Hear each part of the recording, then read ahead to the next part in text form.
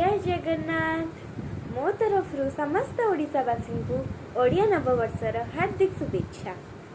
यही दिन को आम महाविषुव संक्रांति कही था। यही दिन में संकट मोचन हनुमान ठाकुर जन्मदिन भी अटे। आम ओडिशार एक प्रसिद्ध पणा जहाँकि दही छेना बेल जछतुआ गुड़ और विभिन्न फल तैयारी होता है।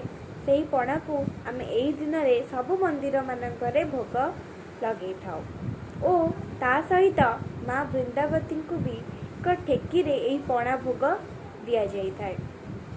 यही दिन सबु लोक मैंने मंदिर को जाती और निज आराध्य देवता पाखरे यह इच्छा प्रकाश करती कि ए वर्षटा भलरे भलरे कटू।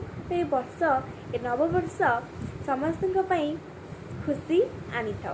और मु भी या प्रार्थना करुच्ची ठाकुर पाखरे जी सबू ओडिशावासी ए वर्षटा पूरा पूरी मंगलमय हो और ओडिशा एक उन्नति प्रकाश आनी था।